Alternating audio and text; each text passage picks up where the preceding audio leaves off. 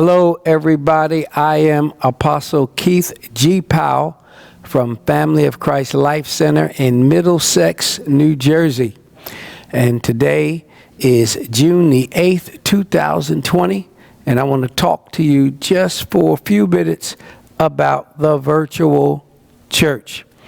Now, the virtual church is not new, but has become extremely prevalent due to the COVID trial that we are in, and it will remain prevalent. I want to talk about what is the meaning of the virtual church, what it can do, and what it cannot do, and then I want to talk to you about the sevenfold purpose of the church. So what does virtual mean? I'm getting ready to share from you what the dictionary says about this word virtual. It means almost or nearly as described, but not completely or according to strict definition. Another meaning is effective or in effect, but indirect. From a computing standpoint, not physically existing as such, but made by software to appear to do so, as in a virtual computer. Something carried out or assessed or stored by means of a computer over a network. When we think about online, we can have a virtual friend, but not really.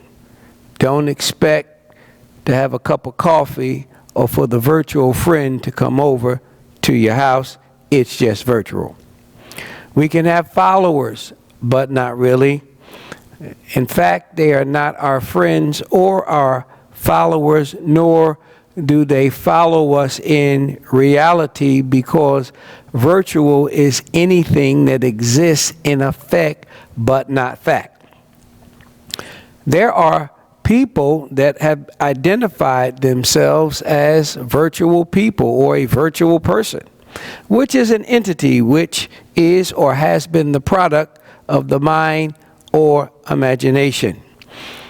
There's something called a virtual hug.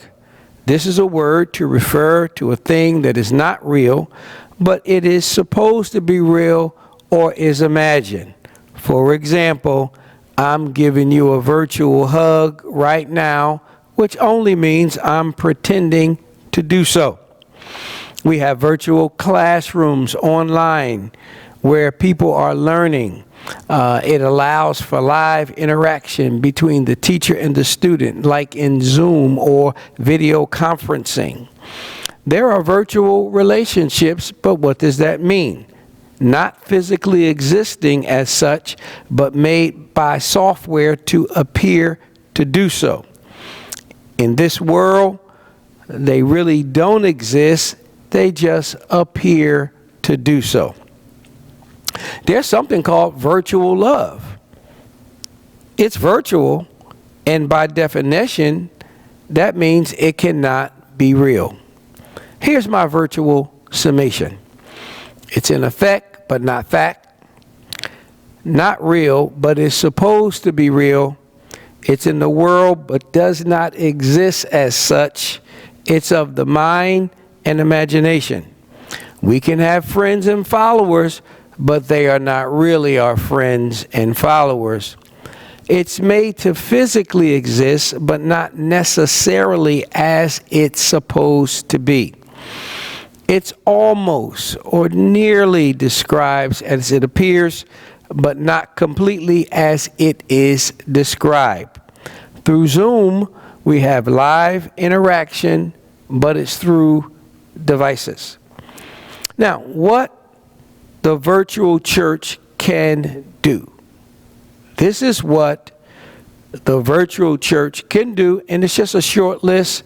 Just jotted down a few things. It can teach, it can preach, it can prophesy, it can pray, it can promote, it can even advertise. It has the ability to conference. It can take an offering. And it can reach more people, but only to become friends and followers because it's virtual. What the virtual church cannot do. There are certain things they cannot do. Again, just a short list. Here's a few. It cannot save.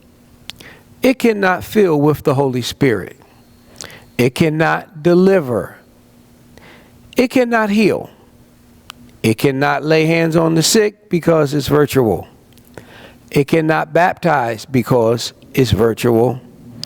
It can't serve communion because it's virtual. It can't touch because it's virtual.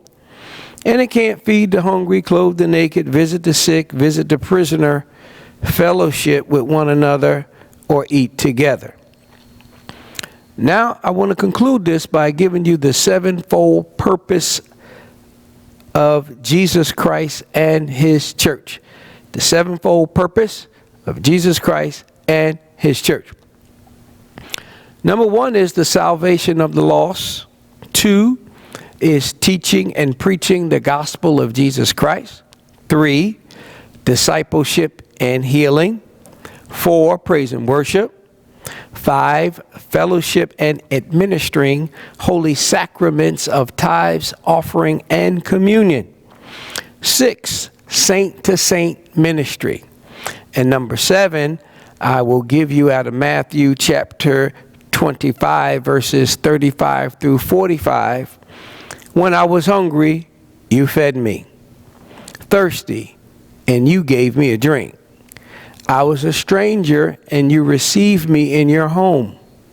I was naked, and you clothed me.